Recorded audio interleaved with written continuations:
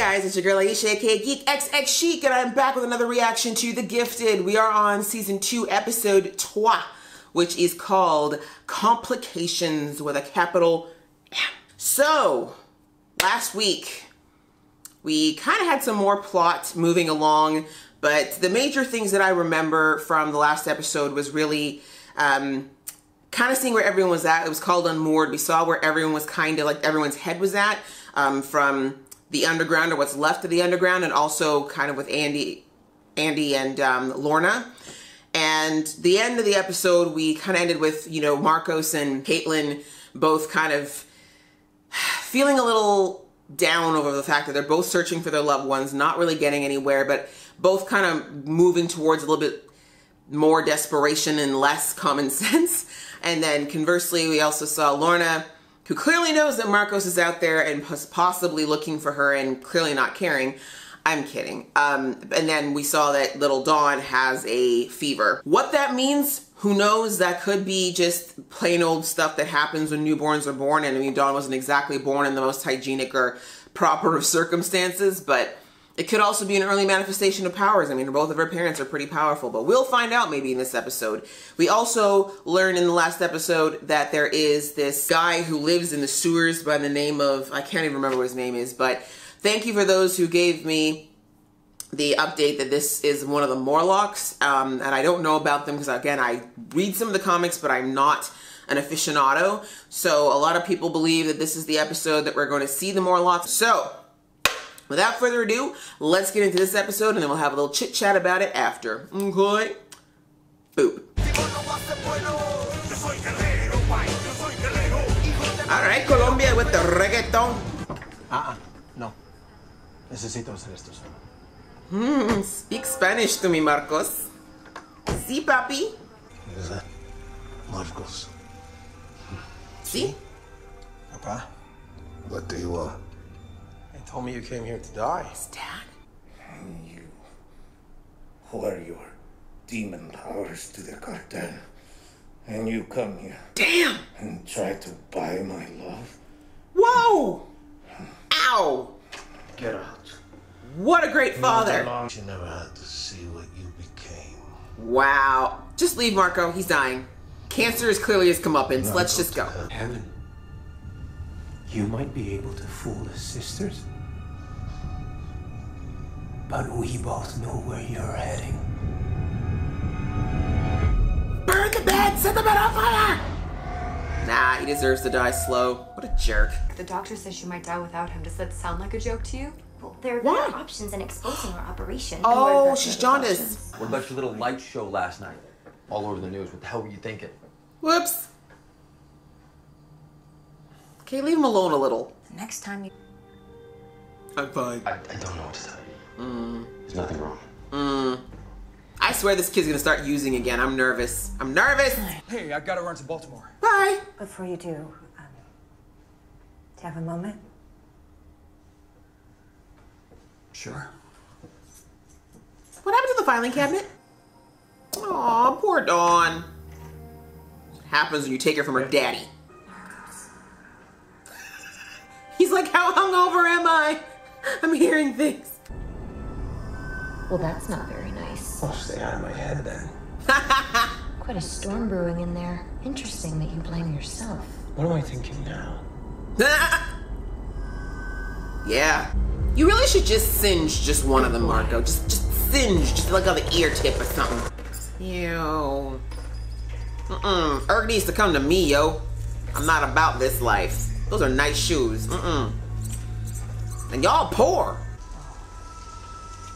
Girl, you can pour it out. It's all good. You go.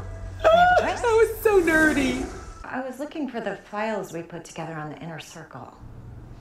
They should be in the back. I know, but I can't even find the file cabinet. Did we move it? Yeah. Let's talk about that. There's a crack. Uh-oh. Okay, you're in a vehicle, Reed. Something strange is going on here. Okay, Breathe. can we talk? Uh-oh. What's going on? It's nothing. Let go of the wheel. God, Reed! Why? Brakes, brakes, brakes! Foot, Reed! Holy crap! Oh, Reed. Oh, wow. Wow. It's got like an after effect. We have to get out of here. Where's Blink when you need her? Really Oh, in the sewer. Right. Maybe I can try and look past what they want us to see. Neat! When you see Lorna, your only conversation will be about the child. Is this chick for real, Andy? Marcus, bro, just listen to her. Bro? We didn't have to bring you here, you know. Oh, Yes, I see how it is. You're here for Dawn. Dawn? I said Aurora! You jerk! Ah, you know in Spanish. Her name would be Aurora. Yay! I believe it. Just Shut up. give her to me. Oh, look at you, this baby! Wow, she is green. What if that's her mutation? Oh, look at her. She just misses her papa. Okay, this is really like a super sweet moment. I was not expecting this to be that cute. Stop attacking my feels, show. It's not lit. John, I can do this. Oh, but John's whole reason for doing this was to have a reason to do something. Oh, poor baby.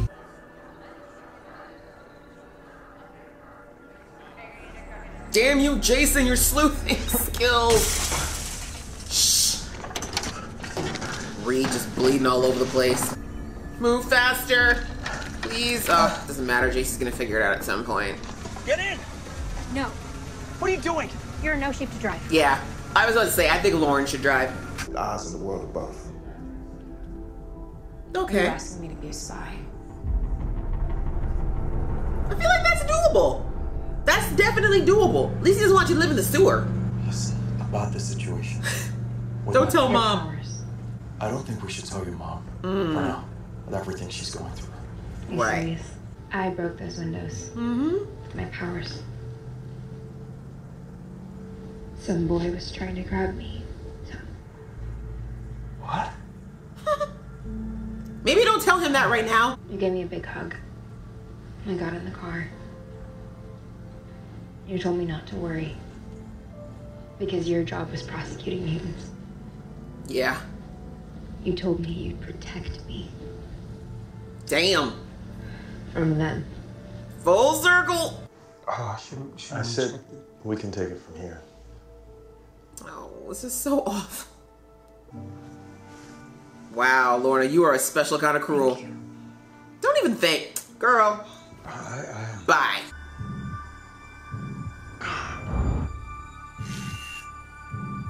No. Lorna! They're lying to you! Marcos, that's enough. Don't let them do this to our family! Marcos, don't do this. Yes! One of them deserved to get a little something. No, Marcos, this is such a bad idea. Get back!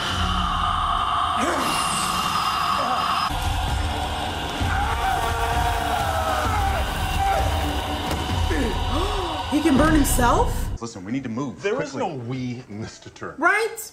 Know your role and shut your mouth. The frivolous reports about dead mutant humans. Listen to me! They're not dead! That didn't make you seem sane, FYI. It's time for you to go home. Wow. They are so gonna turn Reed into they're turning Jason into a supervillain. They're turning him into a supervillain. Hey, don't talk, just rest. I don't want to rest. I want to hit him back. Ooh, Marcos is ready to mess some kids up. Mark style. The dashboard of the car, it just crumbled under my touch. My wedding ring's gone. She's like, we're not sleeping together anymore. Can I hug you? Maybe get a flak jacket, just in case. Oh, that's not gonna help, Reed. If I just hug you like this. Aw. Get in there, Lauren. Group hug. Forget that Andrew kid. Oh, you got what you wanted. I'm glad you're happy. Cow. Wokie dokie. Well, that was episode 3, which was called Complications, and holy crap, that would be the case. Wow, things are, I mean, they were already pretty complicated, but this just took it to a whole new level now, didn't it, children? Wow, okay, well, that was good. I actually like that episode. It's my favorite so far. It's only episode 3, so that's a good sign. I think everything was good. I liked the reveals. I liked the interactions. I had some highs. I had some lows. It was the feel-good show of the year. Good episode. This is what I like about this show. I like when they can bring things all together in ways that make sense. But we had like plot movement, but we also had character like development in a way that makes sense for each one. Kind of feeding on, in a good way, all the stuff that we had in episode 2. So let's just go through, I guess, the notes that I have here. They're kind of all over the place, so I might be a little bit all over the place because I was really engrossed in the episode, which is always a good sign when I'm really fully engaged in watching. Let's talk about John. I think his storyline is kind of the shortest one in this episode. As I mentioned, since episode 1, John has been a little bit off. He hasn't seemed himself. And hearing about kind of how he came, we saw the backstory of him, which we never got in season 1. We learned that John really he's a guy who needs a mission, and he was given Atlanta as his mission, as his responsibility, and the failure of Atlanta is something that's been weighing on him heavily, as it should, because he's that type of person, but not because he's at fault. I mean, he did the best that he could. Let's face it, the Struckers pretty much broke Atlanta. It was anyone to blame. It kind of is the Strucker family. But digressing, he really needed something to accomplish. He needed to feel like he was succeeding at something and had a mission. And when Atlanta fell apart, knowing, of course, weighing on him that all these people died, knowing that his group is separated, knowing that the underground is not doing well, all these things have been weighing on him. And then, of course, seeing Evangeline last episode, who was the worst pep talker ever, who basically said she basically voiced all the things that John has been feeling over these last 6 months, and it just didn't feel good. Obviously, he already was thinking all of this, but hearing someone else say it was just reinforcement of a lot of really harsh things he's been dealing with since this all started. So hearing that, and then of course Evangeline saying what could potentially be an outcome, which is that if they're not able to get, well, not even able to, but unless Andy and Lorna choose to leave on their own, which we already know as viewers is not going to be at all a simple task, not one they're going to be able to accomplish while Reva's still breathing, or at least at full power,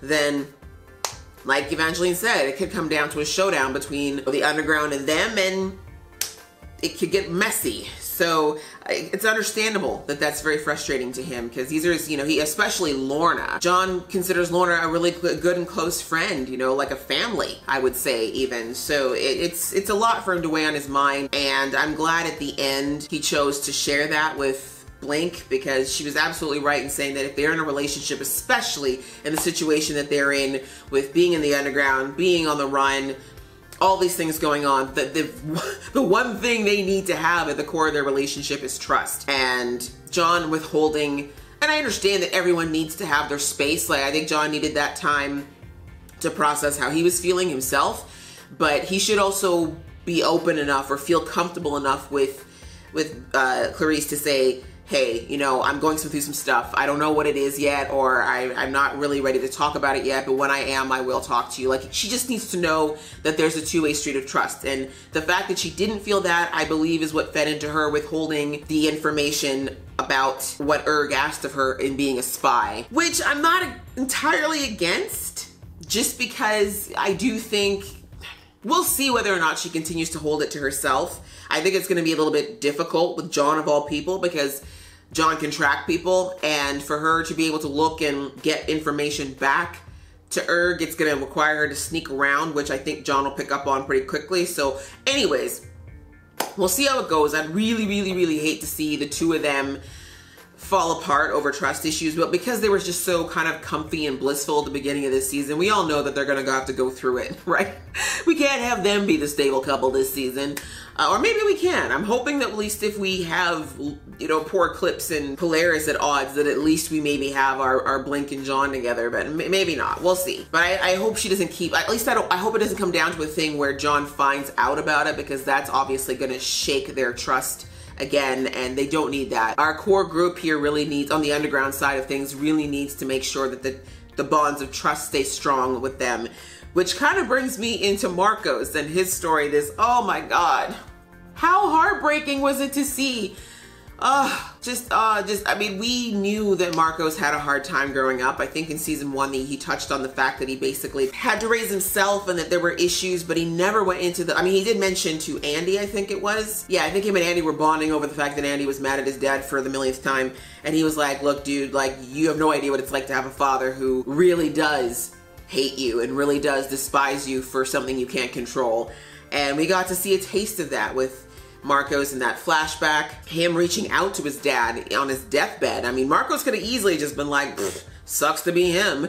But even in that moment, Marcos was like, look, I can do this one thing to make your last few months on this planet comfortable. Let me do that for you, even though you don't deserve it, considering the fact that you villainized me. And even in his final moments, sadly, his father was still spitting that hateful venom. Can you imagine? Like, I just thought listening to that, can you imagine having a father who called your powers demon powers? Like, these are things that Marcos clearly could not control. He didn't ask for them any more than any other mutant, and his father is telling him that it's a thing from the devil, that it's evil. And then did the same thing to his mother, told her she wasn't allowed to use her powers if she wanted to stay with him. Like, how twisted is that? But obviously these types of things reflect real life, unfortunately, and there are folks out there that are that misguided and just spiteful in their thinking. And it's so terrible that Marcos had to grow up with having the male figure in his life, this man who he should have had such a special bond with, not only make life hell for his mother, but eventually make life, you know, hell for him, and made him feel as though his powers were something to be ashamed of. So, I mean, I like that at the very least, Marcos told him, like, you know, dude, if you think you're going to heaven after the way you treated my mother and then treated me, like, you're in for a real surprise. He was gut-wrenching to see that. It's horrible to, it reminded me of Game of Thrones, you know, with Tyrion and his father Tywin, and the hate that went on there for something, again, that Tyrion could not control. It's just something that just boggles my mind that anyone could be that cruel to someone that actually carries their own flesh and blood. But anyways, that in turn lets us, it feeds more into why Marcos is so desperate to find this child and be with this child. And I'm sorry, I'm not, before y'all come for me saying, why are you being so mean to Lorna? I'm not. I love Polaris, I do. But this is what annoyed me so much, is to me that just kind of shows, again, how selfish Lorna is being right now. Yes, she's saying that this is all for Dawn, and I don't at all think that she believes otherwise, but knowing what Marco's been through, knowing the fact that she even said, oh, you're not your father, but you're forcing this separation, knowing how much this child would mean to Marco, to me, that's just a special kind of cruel. Like, Lorna, I don't know. But I guess if, you know, I get it. You're a mom, you gotta choose between your kid and the man that you love. While you might love him, you know, most mothers choose their child over everything, but it sucks, and it's really particularly cold-blooded of Lorna, and it doesn't surprise me, though. She was very selfish in season 1 for the most part about what she wanted and what she thought was needed, but who knows? Who knows? What came out of that, however, I mean, okay, let me finish with the Marco stuff. But that aside, the moments between Marcos and Dawn were absolutely, oh my God. My cold, dead heart started to warm just a little bit, just seeing how much he was just so in love with seeing his daughter and holding her for the first time and getting to just touch her. And like, these things are so important because, especially for fathers, like, moms are so attached to the child from the get-go. They get to feel them growing and moving inside of them, and they build that bond from before they're even born. But for fathers, it's so important for them to get that contact with them once they're outside, you know, their mothers. And the fact that it's the first time that he gets to hold her and she was sick, my gosh, like the fact that she could have died potentially without him ever getting the chance to see her hold her is just a whole other level of heartbreaking. But that moment was played so well. Like, kudos to that actor. He did so well in that moment. It was so believable and so warm. Just beautiful. And very interesting that only Marco's form of UV was the way that she could be healed. So I have a feeling that Dawn is not going to be cured. I mean, jaundice in of itself is something that does go away with UV exposure over time. But I have a feeling, especially since it was so severe. I mean, I'm also wondering if maybe the baby might end up with green skin, because how cool would that be? But I'm almost wondering if maybe, I feel like this is gonna be a recurring theme. I feel like Dawn is going to get sick again and that they're gonna need Marcos. Like, I feel like it's just one of those things where Dawn is gonna be the force that makes Lorna and Marcos have to be together, because she's not gonna be able to live without her dad's solar rays. Now, of course, we don't want that to be a lifelong thing. That would not be cool, but it'd be very interesting if she would need contact or exposure to her father until her own powers manifest, and maybe when that happens, she'll be able to balance that out herself. The interesting thing that came out of that, outside of that beautiful moment, was the fact that Marcos broke the hold of the cuckoos, all three of them. That's huge, because one of them we already know is fairly powerful, but the three of them is like a vice grip, and he broke through their control long enough to completely break their hold on him. Although, again, part of me thinks that maybe Esme wasn't holding on quite as tight as she could have. I really think it bothers her. I think the whole situation bothers her. But anyways, on the assumption that they were all giving their all, the fact that he broke through that is pretty massive. And the fact that Esme was the one to make the excuse about it, and she was the one who got burned, literally. It makes me think that maybe if Marcos can break through it, then Polaris probably can. But the fact that he said to her before he was forcibly removed, he said, the fact is that they're in your head, Lorna, you have to leave. Now, of course, that could be that he's just talking about the dreams that Riva's plugging about this whole utopian world that she's talking about. But I have a feeling I would not be surprised at all if Riva has the cuckoos quietly just putting little suggestions into Lorna's mind. Maybe just quietly just feeding her with things to kind of keep her under control, because Lorna is super powerful. And I think even Riva knows that Lorna is pretty powerful, so why not just put a little failsafe in there to keep her under control? And wow, speaking of the forcibly being pushed out, we saw Riva's powers in the premiere, but we didn't get to see the full extent of how her powers mess with people. And wow, that wake-up call for Andy. I think Andy really needs to see that, because obviously he doesn't know about what happened to the former Inner Circle members. But seeing that, I did not know Marco could actually hurt himself with his powers. Like, that blew my mind. But it looks like she can not only disrupt their brain powers, but somehow like cause the powers to backfire? Like, that's insane. It just blew my mind. I'm just hoping whatever happened to Marcos is not permanent, because if Dawn needs more help. Overall, it was really cool. It was cool to see that moment, as I said, and see where Marcos is coming from and why his desperation is there for getting back to Dawn. And I knew he would be like, let me stay. Like, I don't even care. I just don't want to leave. I'll be your lackey. We've seen him do it before, right? We've seen him do it before last season when he got back with the cartel just to get what he needed. Marcos will play the part. In that moment, maybe Lorna was trying to be a little bit selfless and saying, no, I won't let you do this to yourself, because I know it's gonna kill you a little bit to do it. But I think Marcos would have happily done it to be close to his daughter. And I loved seeing that fire in his eyes at the end, where he was like, oh, hell no. I'm going back for that woman. I'm going back for Riva. We are going back there, and we're gonna strike hard. On to Jace. We saw last episode that Jace seemingly gave up on this whole, remember we saw him burn all of his files that he had on the mutants and said he was gonna give it up, and that he recognized what he put his wife through by not giving everything up. I don't think any of us bought it. We all know that Jace is just too obsessed.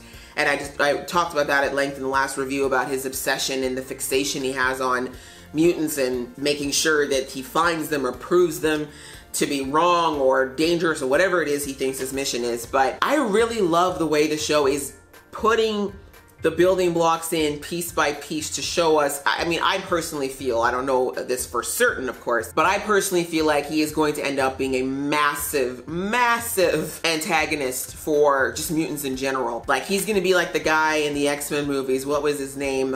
It's like he's gonna be like a striker of this universe, where they're just putting these little building blocks in, showing, first of all, of course, the death of his daughter being the initial trigger, then all the stuff he went through in season 1, having to go through it again, the bad interactions with the mutants, and now having his credibility, having his sanity questioned and challenged because of all the things that, I mean, that's not all the mutants, to be fair. Sentinel Services is the one who basically completely eradicated his credibility, but all these things in Jace's mind are going to just build this case for him to just be, all mutants suck. I don't care who they are, what age they are, where they come from. They all gotta go down and I gotta be the one to take them out. Like, I can so see this happening, and I think they're doing such a good job of just building this case that, from Jason's point of view, makes complete sense as to why he's going to be super anti-mutants. And you're not going to be able to convince him otherwise that maybe his viewpoints are off the wall or too much, because he's going to be like, no, no, no, let me show you the slow and steady trajectory of how my life has fallen apart because of my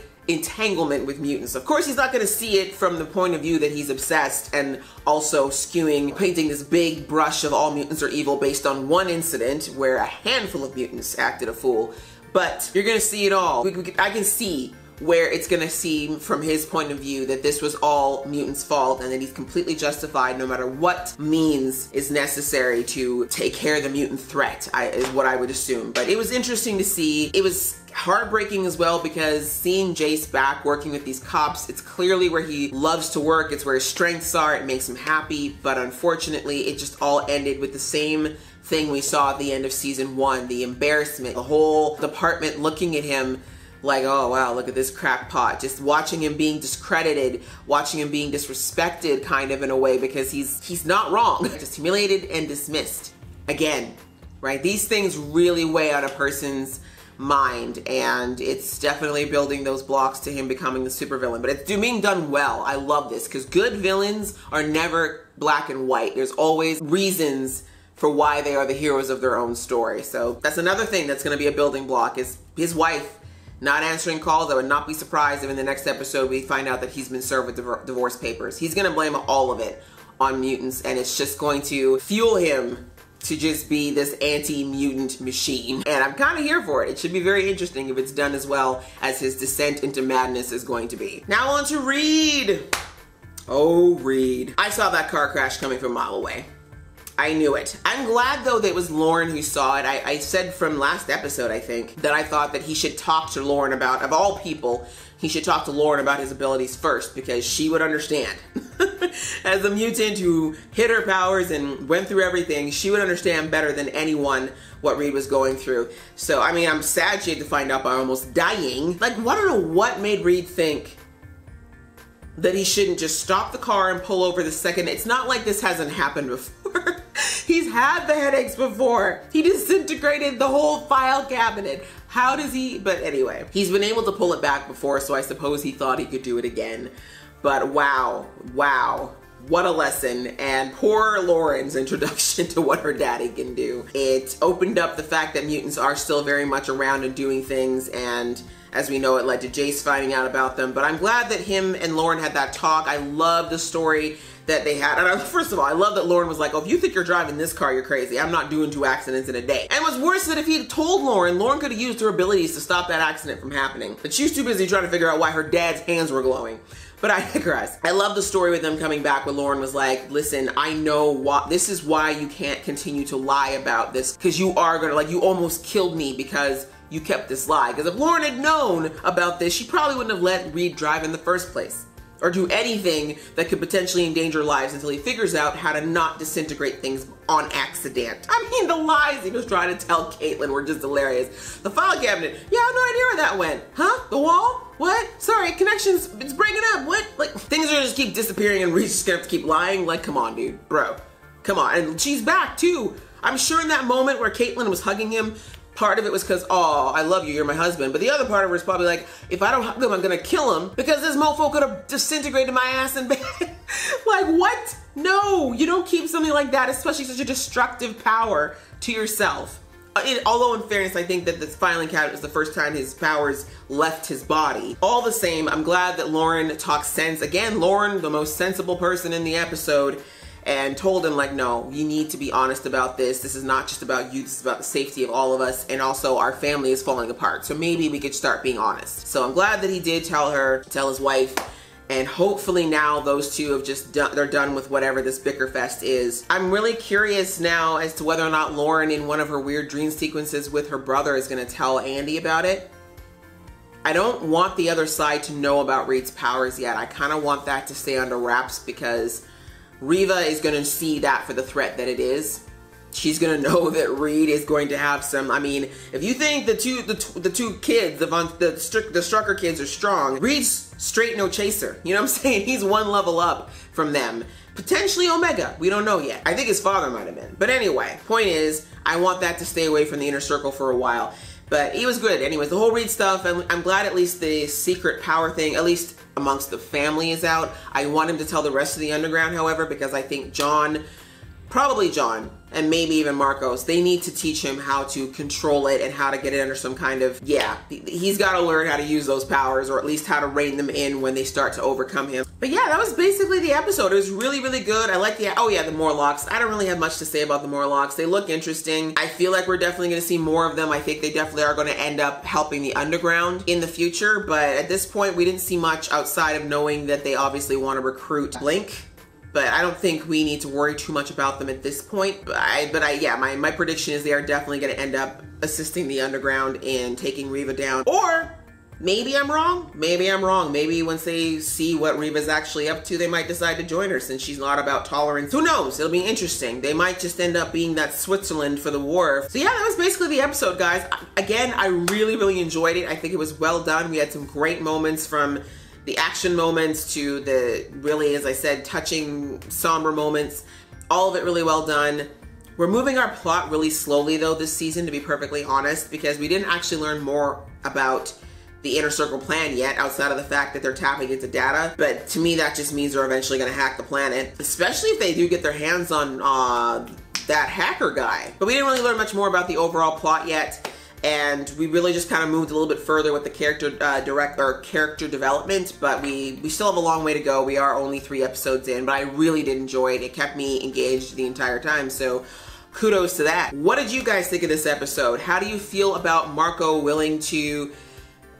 I should say, being willing to give up everything with the underground and be with Lorna, even though it would mean he would have to go up against his friends and potentially also have the Cuckoos pick his brain? How do you also feel about the whole Jace being built up as an antagonist thing? Where do you think he's gonna go from here now that he no longer has the cops on his side? Who else is gonna help Jace? If you have any theories, please leave them below. I love reading them and getting involved in that conversation with you guys. And if you like this video, guys, please click like, and if you wanna see more from this geeky face, please click subscribe. Until next time,